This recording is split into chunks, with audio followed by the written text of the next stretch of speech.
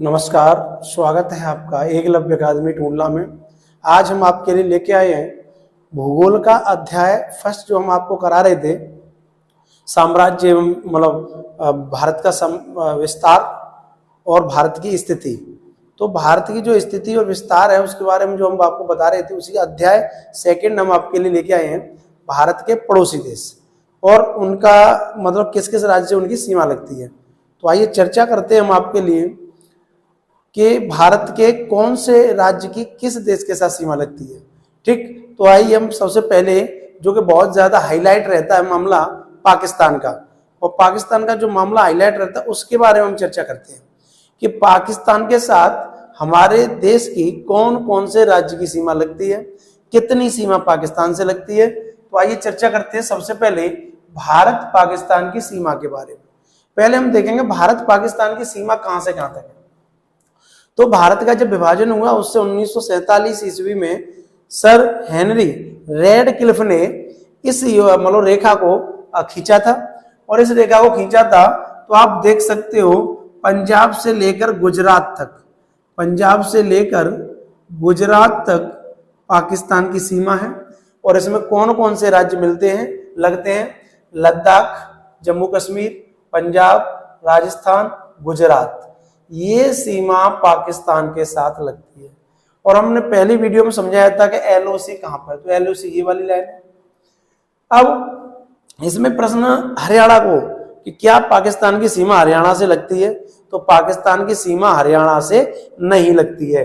किन किन राज्यों से लगती है पाकिस्तान की सीमा, तो नंबर 1 लद्दाख से लगती है, नंबर 2 जम्मू कश्मीर से लगती है, नंबर 3 पंजाब से लगती है, नंबर 4 राजस्थान से लगती है, और नंबर 5 गुजरात से लगती है। तो लद्दाख, जम्मू कश्मीर, पंजाब, राजस्थान, गुजरात, इनसे पाकिस्तान की सीमा लगती है। तो पाकिस्तान की सीमा कितनी है जो भारत से लगती है, तो 3323 किलोमीटर की सीमा पाकिस्तान की भारत से लगती है। इस रेखा का निर्धारण सर हेनरी रेडक्लिफ ने 1947 ईस्वी में किया था। ये सीमा है वो जम्मू कश्मीर से सबसे ज्यादा लगती है, जम्मू कश्मीर से सबसे ज्यादा सीमा लगती है 1225 किलोमीटर। ठीक, सबसे कम सीमा गुजरात के साथ लगती है 506 किलोमीटर। तो सबसे ज्यादा सीमा जम्मू कश्मीर के साथ, सबसे कम गुजरात के साथ। अब देखो ये समझाते हैं विवाद। तो सबसे कम सीमा गुजरात के साथ लगती है 506 किलोमीटर। अब इसका विवाद क्या क्या है, भारत का विवाद जम्मू पाकिस्तान से किस किस चीज का विवाद है। तो सबसे पहले तो आप जानते हो कश्मीर का विवाद भारत के साथ है। कश्मीर का विवाद जो है वो भारत पाकिस्तान के बीच में। तो कश्मीर का विवाद ऐतिहासिक विवाद है। जब राजा हरि सिंह जम्मू कश्मीर के शासक थे तो उन्होंने विलय, जम्मू कश्मीर का विलय भारत में कर दिया। इस बात से जो पाकिस्तान ने अपनी सेना, जो कबीलों की सेना थी, उसको भेज दिया था, और कबीलों की सेना ने भारत में जो जम्मू कश्मीर राज्य है उसमें कई जगहों पर हिंसक वारदात की। बरमूला की तो आबादी को 1/3 कर दिया था, क्योंकि कबीले कैसे थे वो बिल्कुल इस तरीके निर्दयी लोग थे। उन्हें तो कोई इससे मतलब नहीं था कौन हिंदू, कौन मुसलमान, कौन ईसाई। उन्हें तो मारने काटने से मतलब था, जिन्हें जो ऑर्डर मिल जाता मार देते थे वो। तो इस तरीके से जब कबीलों का ये बढ़ा तब भारत की सेना ने पहुंचकर उन कबीलों को खदेड़ा, और कबीलों को खदेड़ा तो कबीले पीछे हटते गए, भारतीय सेना आगे हटती गई, आगे बढ़ती गई। और जो कबीले हैं वो भारत की सेना, जब भारत में आंतरिक विद्रोह शुरू हो गए, हिंदू मुसलमान लड़ाइयां शुरू हो गई, तो भारत की सेना को वहीं रोक दिया गया कि ये तो इसको तो हम बाद में सॉल्व कर लेंगे, पहले घर का मैटर सॉल्व कर लें। तो जब घर के लिए फोर्स बुलाई गई तो वहां स्थिति जैसी की तैसी बनी रही, और आज वो चीज पीओके कहलाती है। आज क्या कहलाती है, पीओके कहलाती है, पाक ऑक्यूपाइड कश्मीर, पाक अधिकृत कश्मीर। तो यही पीओके है। तो ये कश्मीर का जो विवाद है भारत का, वो ऐतिहासिक विवाद है। सियाचिन ग्लेशियर को अगर हम पढ़ेंगे तो उससे पहले ये देखेंगे यहाँ घाटी पड़ती थी, सक्सकम घाटी क्षेत्र। सक्सकम घाटी क्षेत्र जो 5180 वर्ग किलोमीटर का एरिया है। तो सक्सकम घाटी क्षेत्र पाकिस्तान ने खुशी खुशी चीन को दे दिया, खुशी खुशी 1963 में चीन को दे दिया। तो ये क्षेत्र चीन को पाकिस्तान ने अपनी इच्छा से उपहार स्वरूप दिया। ठीक, तो ये विवाद दिया। फिर पाकिस्तान ने पीओके, तो वो कहता है सियाचिन ग्लेशियर पर भी उसका अधिकार है, क्योंकि वो जम्मू कश्मीर को पूरे को अपना मानता है। और इसके लिए कारगिल की लड़ाई भी आपने देखी 1999 हुई। ठीक, लेकिन कश्मीर जो है वो भारत का अभिन्न अंग है, पहले से भी था और आगे भी रहेगा। तो कश्मीर का विवाद पाकिस्तान के द्वारा उपजाया हुआ विवाद है, जबकि वो भारत का ही अंग है कश्मीर, पहले से भी है। हाँ, जब विलय पत्र में अधिकार मतलब विलय पत्र जब जम्मू कश्मीर में राजा हरि सिंह ने कर दिया, तो विवाद किसका? वो इसलिए वो ये जब जूनागढ़ का भी जनमत संग्रह हुआ था तो 99% लोगों ने भारत के पक्ष में विलय किया। शासक मुसलमान था, जिसने कहा, जो शासक जो मुसलमान था उसने विलय पाकिस्तान में जूनागढ़ का कर दिया था।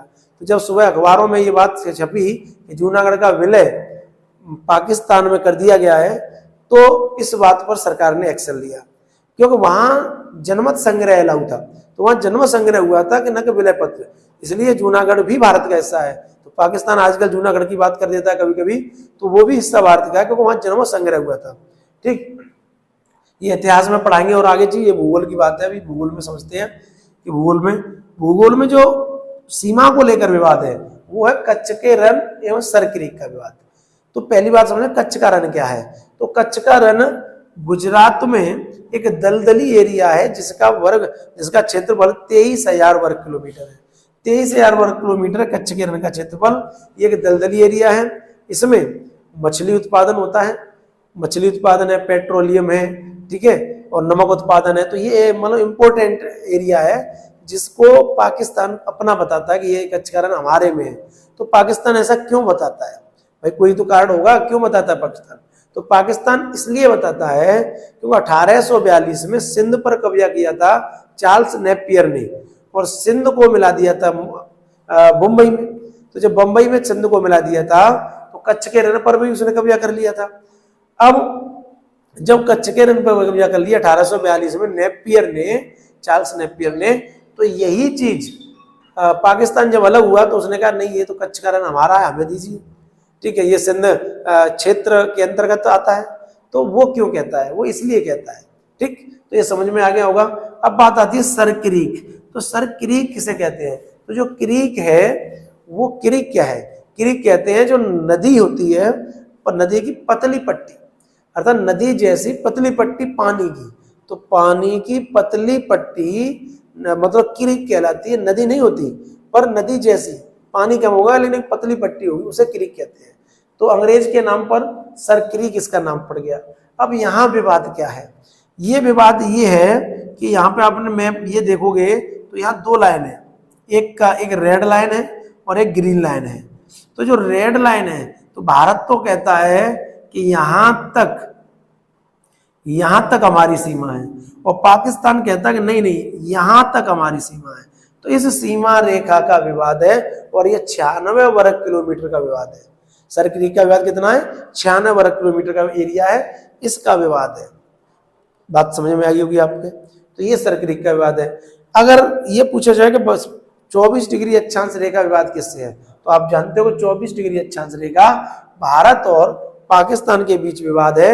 इस जो 24 डिग्री से भारत की जो अंतरराष्ट्रीय सीमा है, वो भारत और पाकिस्तान की जो अंतरराष्ट्रीय सीमा है वो 27 किलोमीटर दूर है। तो ये 24 डिग्री अक्षांश, क्योंकि यहाँ तक पाकिस्तान मानता है कि यहाँ तक हमारा मतलब क्षेत्र है, तो इसलिए ये 24 डिग्री का विवाद भारत और पाकिस्तान के बीच है। तो उम्मीद करते हैं ये आपको समझ में आया होगा पाकिस्तान का विवाद के बारे में। अब हम चाइना और अन्य देशों के साथ समझाते हैं, तब तक आप इसका स्क्रीनशॉट ले लो। अब देखें, हम आपको अब समझाते हैं चाइना के साथ विवाद। चाइना की सीमा किन किन राज्यों से, भारत के राज्यों से लगती है। तो अब हम बात करते हैं चाइना की। तो चाइना की सीमा सबसे पहले किन किन राज्यों से लगती है? तो चाइना की सीमा लद्दाख से लगती है, हिमाचल प्रदेश से लगती है, उत्तराखंड से लगती है, सिक्किम से लगती है और अरुणाचल से लगती है।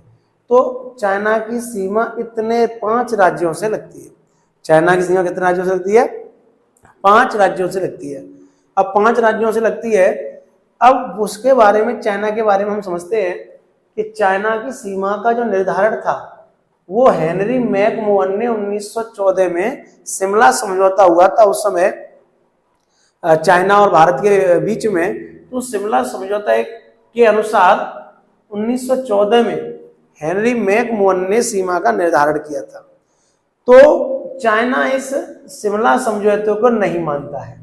चाइना इसलिए शिमला समझौते को नहीं मानता है कि उसका एक कारण है कि वो ये कहता है कि जब ये समझौता हुआ तब भारत ब्रिटेन के अधीन था, तो वो इनको नहीं मानता है।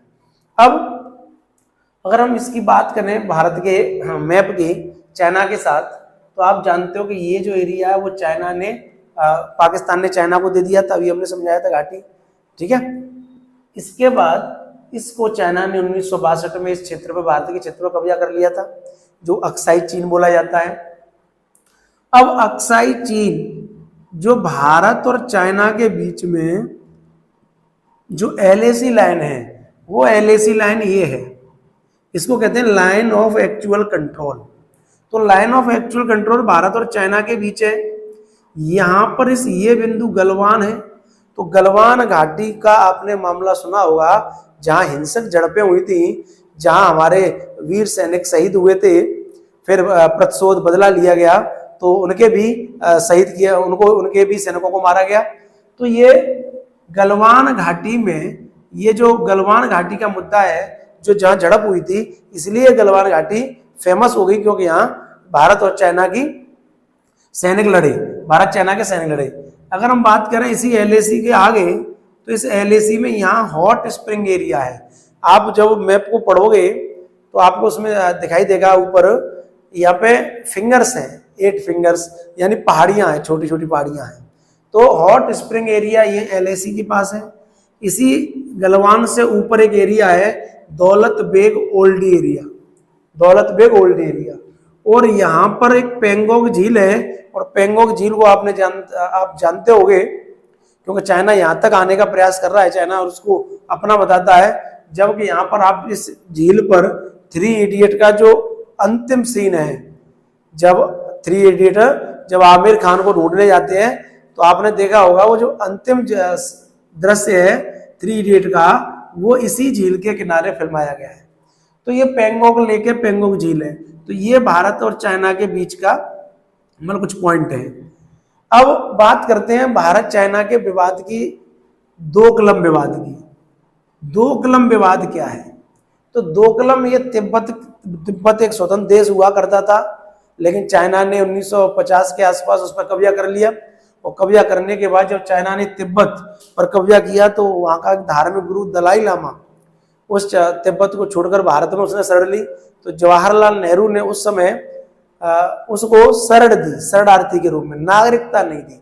तो उसके साथ 80,000 लोग बौद्ध आए। तो आप आजकल देखते होंगे कि अरुणाचल, सिक्किम, हिमाचल प्रदेश, उत्तराखंड, इधर का ऊपर का जो एरिया है उसमें बौद्ध दिखाई देते हैं। तो बौद्ध दिखाई देने के कारण है तिब्बत से वो 80 मतलब 1000 शरणार्थी दलाई लामा के साथ आए थे। तो यहाँ एक पठार है, दोकलम पठार। तो जब चाइना ने तिब्बत पे तो कब्जा कर ही लिया, तो चाइना इसी तिब्बत पे कब्जा करके उसी तिब्बत से आगे चाइना ने आगे की ये सोचा। चाइना ये कहता है कि अरुणाचल प्रदेश में जो लोग रहते हैं, उन लोगों की वेशभूषा जो हमारी वेशभूषा है, सेम वैसी मैच करती है, हमारे जैसे लोग हैं, तो वो हमारा ही भाग है। भारत ने तो इस पर कब्जा कर लिया है।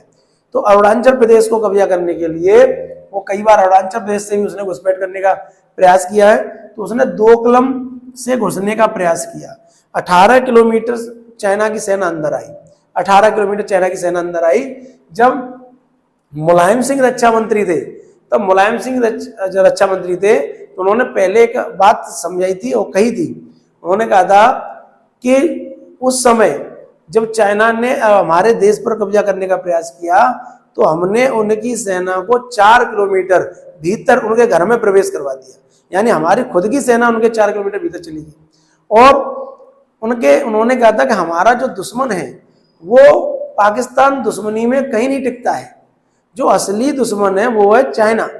इसका मतलब ये नहीं कि पाकिस्तान दुश्मन नहीं है, पाकिस्तान दुश्मन है, लेकिन हमारी शक्ति के आगे पाकिस्तान की जो शक्ति है बहुत ज्यादा कम है, इसलिए पाकिस्तान से इतना खतरा नहीं है, खतरा हमें चाइना से है। वो रक्षा मंत्री रहते हुए उस समय उन्होंने इस बात को सदन में भी उठाया था, तो हमने इसलिए जिक्र किया क्योंकि चाइना का जिक्र था।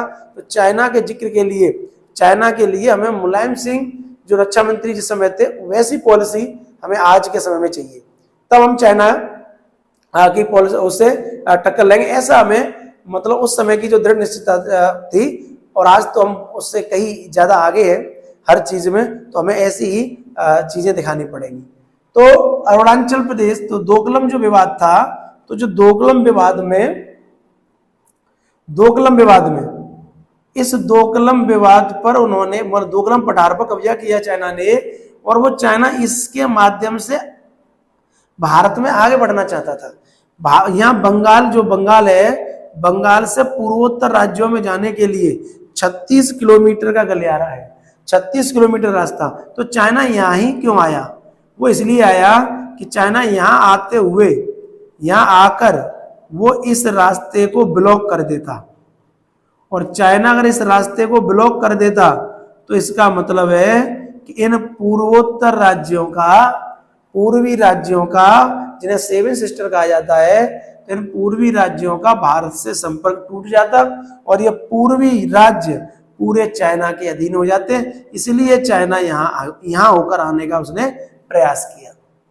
तो समझ में आया होगा दोकलम क्या है। तो ये इसका दोकलम विवाद है। चाइना अरुणाचल प्रदेश को हम समझा रहे थे कि अभी एक बीजेपी के एक सांसद थे, कुछ समय पहले उन्होंने मुद्दा भी उठाया था कि अगर हमने अभी आवाज नहीं उठाई तो आने वाली पीढ़ियां मुझे गालियां देंगी। क्यों? क्योंकि उन्होंने कहा था कि हम एक अगला दोकलम अरुणाचल में बनने जा रहा है। उसका कारण यह है कि सैटेलाइट से यह पता चला है कि अरुणाचल से ऊपर चाइना ने एक 700 मकानों का एक गांव तैयार किया, डिजिटल तैयार किया है। तो वो धीरे धीरे अरुणाचल की ओर चाइना बढ़ रहा है और कई घुसपैठ का प्रयास कर रहा है। तो इसके लिए भी ये हमारे सीमा विवाद है चाइना के साथ भारत का। तो उम्मीद करते हैं ये समझ में आप लोगों के आया होगा। दोकलम विवाद किसके साथ है? चाइना के साथ, ठीक है। और गलवान घाटी विवाद हुआ, अक्साई चीन, ये सब चाइना के साथ हमारा विवाद है। इंपॉर्टेंट है दोकलम विवाद किस देश के साथ है? तो चाइना के। और LAC विवाद किसके साथ है? चाइना के। आप स्क्रीनशॉट ले लो, ठीक है, फिर करते हैं। तो अब आइए समझते हैं बांग्लादेश और नेपाल को कि उनके साथ सीमा क्या क्या, कैसे कैसे कहाँ लगती है और क्या सीमा विवाद है उनके साथ। देखते हैं। बांग्लादेश की सीमा भारत के में सबसे ज्यादा सीमा बांग्लादेश की लगती है। तो भारत की किस देश के साथ सबसे ज्यादा सीमा लगती है? तो भारत की बांग्लादेश के साथ सबसे ज्यादा सीमा लगती है और वो है 4096.7 किलोमीटर लगती है। 4096.7 किलोमीटर लगती है। अब बांग्लादेश भारत के कितने राज्यों से सीमा बनाता है? तो बांग्लादेश पश्चिम बंगाल से, मेघालय, असम, त्रिपुरा, मिजोरम।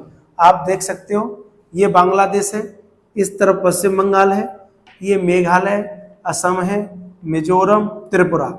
और त्रिपुरा के बारे में आप जानते हो कि त्रिपुरा बांग्लादेश से 3 ओर से घिरा होने वाला राज्य है।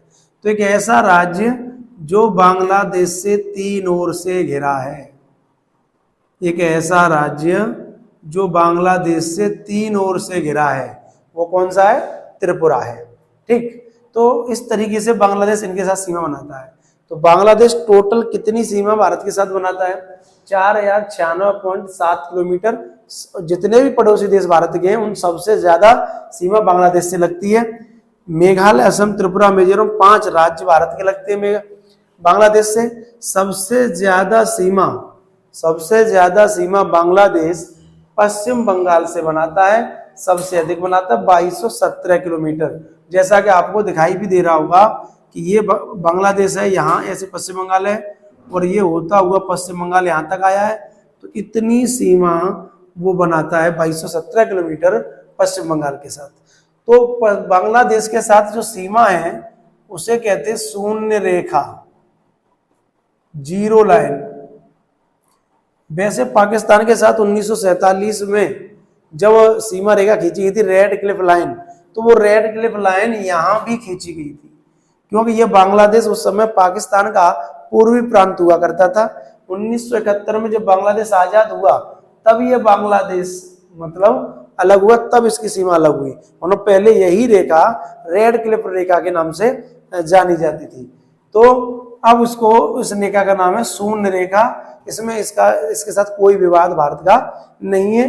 अभी 2015 में जब 100वां संविधान संशोधन हुआ, 2015 में 100वां संविधान संशोधन हुआ, तब 111 क्षेत्र दे दिए गए बांग्लादेश को और 51 भारत के हिस्से में आए। लेकिन भारत के हिस्से में भूमि ज्यादा आई, इसलिए भारत का क्षेत्रफल बढ़ा हुआ है। ठीक, तो ये बांग्लादेश के साथ था। अब हम बात करते हैं नेपाल के साथ। तो नेपाल कितने राज्यों के साथ सीमा भारत के साथ लगाता है? तो देखो, उत्तराखंड, उत्तर प्रदेश, बिहार, पश्चिम बंगाल, सिक्किम, 5 राज्यों के साथ नेपाल सीमा लगाता है। तो नेपाल की सीमा भारत के कितने राज्यों से लगती है? 5 राज्यों से, उत्तराखंड, उत्तर प्रदेश, बिहार, पश्चिम बंगाल और सिक्किम। सबसे ज्यादा सीमा नेपाल की बिहार से लगती है। बिहार से नेपाल की सीमा 729 किलोमीटर लगती है और दूसरे नंबर पर 560 किलोमीटर लगती है। इधर बांग्लादेश में दूसरे नंबर पर त्रिपुरा की सीमा लगती है। नेपाल के साथ विवाद क्या है? तो जब नेपाल ने 2015 में अपना एक नया संविधान बनाया, तो उस नए संविधान में नया नक्शा बनाया। तो जब नया नक्शा उसने अपना पारित किया तो उसने काला पानी विवाद खड़ा कर दिया। काला पानी विवाद क्या है? ये काला पानी क्षेत्र है, लिपुलेख, लिपुयाधुरा और काला पानी, इन 3 को उसने अपने मैप में दिखा दिया। कार्ड ये था कि 1816 में एक संधि हुई थी, सुगौली संधि। तो सुगौली संधि क्या ये मानना था, सुगौली संधि के अनुसार ये था कि नेपाल जो महाकाली नदी है, उस महाकाली नदी लिपुलेख जो लिपुयाधुरा तो जगह है, वहां से वो निकलती है। तो महाकाली नदी के पश्चिम का एरिया भारत अधिकार रहेगा, पश्चिम के एरिया का, और पूर्वी के एरिया का नेपाल का अधिकार रहेगा। तो नेपाल का मानना यह है कि महाकाली नदी नेपाल के क्षेत्र से निकलती है, इसलिए काला पानी भी नेपाल के एरिया में आना चाहिए। ये इसका विवाद है। 35 वर्ग किलोमीटर का विवाद भारत के साथ है इसका। तो ये काला पानी विवाद किसके साथ हुआ? नेपाल के साथ। ठीक, तो आप इसका स्क्रीनशॉट ले लो, फिर म्यांमार, भूटान और पढ़ाते आगे इसमें जो भी।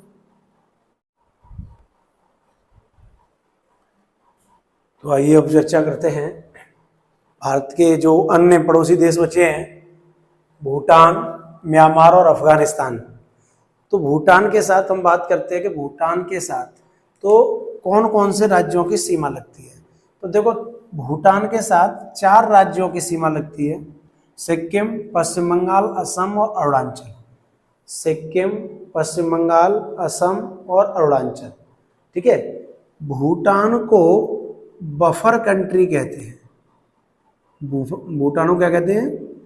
बफर कंट्री कहते हैं। भूटान को बफर कंट्री कहते हैं और नेपाल को भी कहते हैं, नेपाल को भी। इसका मतलब, बफर कंट्री का मतलब होता है कि एक ऐसा देश जो 2 दुश्मन देशों के बीच में स्थित हो। 2 दुश्मन देशों के, तो भूटान है, ऊपर चाइना, इधर भारत। तो चाइना और भारत के बीच में भूटान है और नेपाल है, इसलिए इनको बफर कंट्री कहते हैं। बफर कंट्री कहते हैं। इसका दूसरा नाम है थंडर ऑफ बोल्ट। ठीक है, तो भूटान को बफर कंट्री कहते हैं, नेपाल को भी कहते हैं। तो भूटान की जो सीमा है भारत के 4 राज्यों से लगती है, सिक्किम, पश्चिम बंगाल, असम, अरुणाचल। सिक्किम, पश्चिम बंगाल, असम, अरुणाचल। सीमा की लंबाई जो भूटान की भारत के साथ सीमा लगती है वो 699 किलोमीटर है। 699 किलोमीटर है। भूटान की सबसे ज्यादा सीमा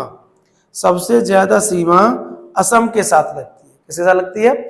असम के साथ लगती है। और भूटान के साथ कोई भी विवाद नहीं है किसी भी प्रकार का। और आप भी जानते हो भूटान के साथ इसलिए विवाद नहीं है क्योंकि भूटान एक गरीब देश है, और जब गरीब देश है तो जो आप भी जानते हो जब गुस्सा होती है वो ताकतवर पर नहीं आती, कमजोर पर आती है। इसका मतलब समझ रहे हो? कि भूटान कभी गुस्सा हो नहीं सकता क्योंकि उससे ज़्यादा ताकतवर भारत है। तो इसलिए उसकी ये मतलब इसमें यहाँ कोई विवाद का विषय नहीं है भूटान के साथ। अब म्यांमार की हम बात करें तो म्यांमार भी 4 राज्यों के साथ सीमा बनाता है, अरुणाचल, नागालैंड, मणिपुर और मिजोरम। म्यांमार की जो टोटल सीमा की लंबाई है वो 1643 किलोमीटर लंबाई है और इसकी सबसे ज्यादा सीमा म्यांमार की अरुणाचल से लगती है। किससे लगती है? अरुणाचल के साथ लगती है सबसे ज्यादा सीमा। इस सीमा का जो निर्धारण हुआ म्यांमार का वो 1826 में संधि हुई, यानडूब की संधि। 1826 में संधि किसकी हुई? यानडूब की संधि हुई और इसी संधि का सही निर्धारण द्विपक्षीय समझौता हुआ था भारत और म्यांमार के बीच में, वो 10 मार्च 1967। 10 मार्च 1967 से भारत और म्यांमार के बीच में यही रेखा, मतलब ये सीमा रेखा है।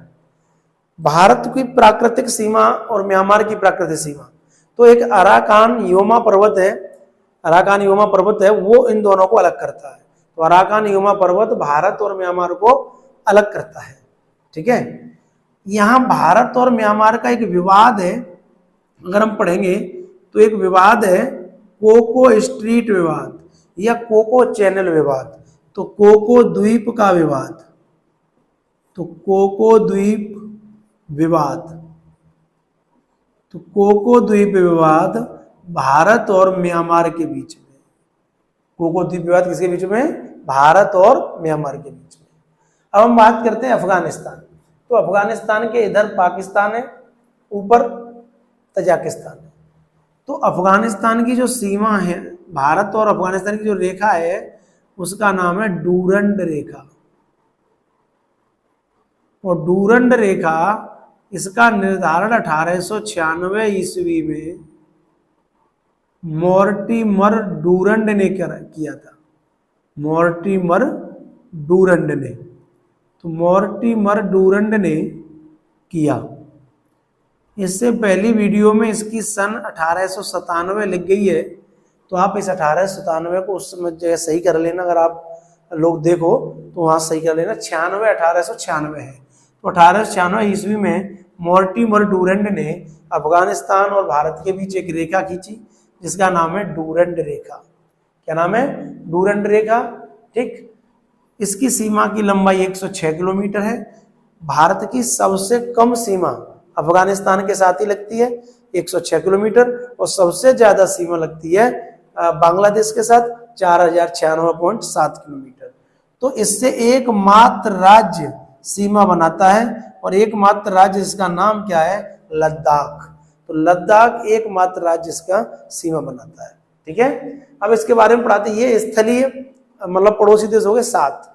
अब हमारे जलीय पड़ोसी देश आएंगे मालदीव और श्रीलंका। तो श्रीलंका के बारे में हम पढ़ेंगे, तो आप तब तक इसका स्क्रीनशॉट ले लो, फिर हम श्रीलंका के बारे में देखते हैं।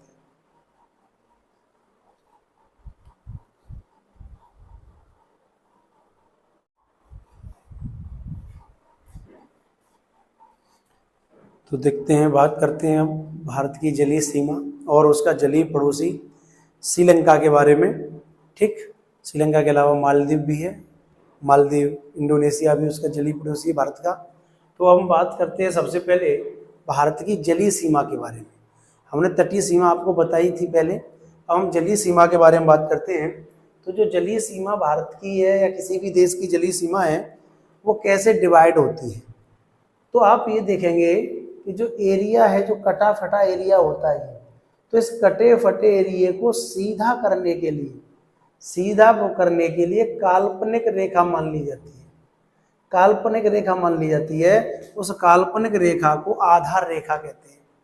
काल्पनिक रेखा को कहते हैं आधार, बेस लाइन कहते हैं। और इस बेस लाइन के अंदर जो जल होता है उसे आंतरिक जल कहते हैं। बेस लाइन के अंदर जो जल होता है उसे आंतरिक जल कहते हैं। तो एक बेस लाइन खींच ली गई, इस बेस लाइन से 12 नॉटिकल मील यानी आधार रेखा से 12 नॉटिकल मील की जो दूरी है उसको कहते हैं प्रादेशिक जल सीमा। प्रादेशिक जल सीमा, अगर हम नॉटिकल मील का मतलब होता है समुद्री दूरी, और एक समुद्री दूरी बराबर होता है 1800 मीटर या 1.8 किलोमीटर। अब प्रादेशिक जल सीमा इसी को कहते हैं क्षेत्रीय सागर, टेरिटोरियल सी। तो अगर किसी भी देश की या भारत, जैसे भारत की जो प्रादेशिक जल सीमा है, उस जल सीमा में भारत का क्या अधिकार है? तो जितने भी भारत के अधिकार, जितने भी अधिकार हो सकते हैं, यानी जैसे देश में जो भी अधिकार होते हैं वो सभी अधिकार यहाँ लागू होते हैं। तो इस 12 नॉटिकल मील तक पूरा अधिकार भारत रखता है, संपूर्ण अधिकार भारत रखता है। इसके बाद इसी बेस लाइन से 24 नॉटिकल मील दूर संलग्न क्षेत्र कह आता है, यानी यहां से यहां तक संलग्न क्षेत्र कंटिग्यूअस जोन कहलाता है। अब इसमें भारत के अधिकार क्या है कि भारत इस एरिया की सफाई कर सकता है। इस एरिया से जो भी जहाज व्यापार के लिए दूसरे देशों के जाएंगे उनसे शुल्क ले सकता है, फीस ले सकता है, और जितने भी फाइनेंशियल वित्तीय अधिकार हो सकते हैं वो सभी अधिकार भारत के होंगे 24 नॉटिकल मील तक। अब यही आधार से बेस लाइन से आधार से 200 नॉटिकल मील यहां तक का जो एरिया है वो कहलाता है अनन्य आर्थिक क्षेत्र। अनन्य आर्थिक क्षेत्र का मतलब है एक्सक्लूसिव इकोनॉमिक जोन, इंग्लिश है इसकी एक्सक्लूसिव इकोनॉमिक जोन। अब इसमें भारत का क्या क्या अधिकार है? तो इसमें भारत का अधिकार है, भारत यहां से खनिज निकाल सकता है, पेट्रोल, गैस, प्राकृतिक गैस या जो भी है वो खनिज जितने भी हैं वो भारत निकाल सकता है यहाँ से। दूसरा, वैज्ञानिक अगर जो भी रिसर्च करनी है, जो भी प्रक्षेपण करना है, उस प्रक्षेपण करने का अधिकार भी भारत को है 200 नॉटिकल मील तक। इसके बाद भारत इतने दूर तक अपने नए द्वीपों का निर्माण, जैसे मान लो सैन्य हवाई अड्डा बनाना चाहता है तो बना सकता है, तो नए द्वीपों का निर्माण भी कर सकता है। तो एक एक्सक्लूसिव इकोनॉमिक जोन में ये अधिकार भारत के हैं 200 नॉटिकल मील। इसके बाद शुरू होता है उच्च सागर, और उच्च सागर जैसे ही आ जाता है यहां सभी देशों के समान अधिकार आ जाते हैं। यहां सभी देशों के समान अधिकार, सभी देशों के समान अधिकार, तो सभी देशों के समान अधिकार उच्च सागर, यहां सभी देश इक्वल हो जाते हैं। तो ये रही भारत की जलीय सीमा। तो ये समझ में आया होगा भारत की जलीय सीमा इतने भाग में बटी है। अब हम बात करते हैं श्रीलंका के बारे में। तो आप ध्यान दें कि श्रीलंका का जो उत्तरी भाग है वो जाफना प्रायद्वीप कहलाता है। तो श्रीलंका से श्रीलंका का उत्तरी भाग, श्रीलंका के उत्तरी भाग को जो अलग करता है वो है एलिफेंट दर्रा, एलिफेंट दर्रा। तो जाफना प्रायद्वीप, तो जाफना प्रायद्वीप और भारत का तमिलनाडु, इनको अलग करता है पाक जलडमरू मध्य। तो भारत और श्रीलंका को कौन अलग करता है? पाक जलडमरू मध्य, इसे कहते हैं पाक स्ट्रेट, जलडमरू मध्य। ठीक है, तो जलडमरू मध्य का मतलब तो जल संधि होती है दो रास्तों को जोड़ने वाली। ठीक है, जलडमरू मध्य दो को अलग करने वाला। तो पाक जलडमरू मध्य, पाक जलडमरू मध्य भारत और श्रीलंका को क्या करता है? अलग करता है। पाक का मतलब पाकिस्तान नहीं है, यहाँ एक गवर्नर थे फ्रांसीसी। ठीक है, तो जो फ्रांसीसी गवर्नर थे एडम पाक, एडम पाक, उनके नाम पर ये पाक जलडमरू मध्य नाम रखा गया है, एडम पाक। ठीक है,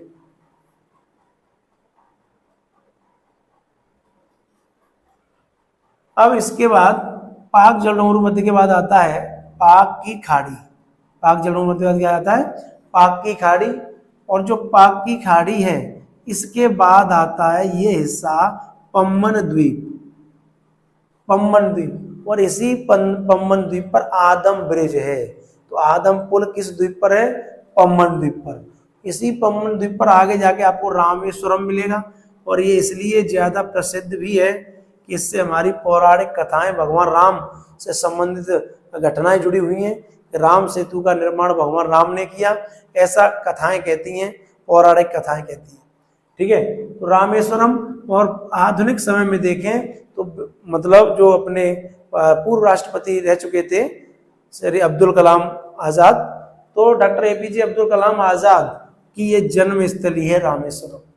तो कहा जाता है कि जब इसको जब दर्शक मतलब पर्यटक आते थे तो पर्यटकों को समुद्र पार वो तैर कर कराते थे, जब तक वो टूर करके आते देखते तब तक वो अपनी कॉपी किताबें पढ़ लेते थे। ऐसा बताया जाता है डॉक्टर एपीजे अब्दुल कलाम के बारे में। तो रामेश्वरम उनका जन्म स्थान है। अब इसी रामेश्वरम से आगे आप देखोगे तो भारत का अंतिम बिंदु, जहां तक भारत की सड़क जाती है, तो भारत का अंतिम बिंदु धनुषकोडी है, जहां तक भारत की सड़क जाती है श्रीलंका की तरफ।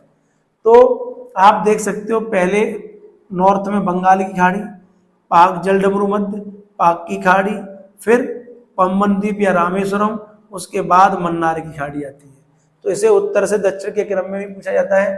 तो यहाँ से दो प्रश्न तो सीधे सीधे बनते हैं कि भारत श्रीलंका को कौन जोड़ता है। तो राम सेतु भारत और श्रीलंका को जोड़ता है, रामेश्वरम जोड़ता है, और अलग कौन करता है, पाक जलडमरू मध्य, पाक स्ट्रीट इसको अलग करता है।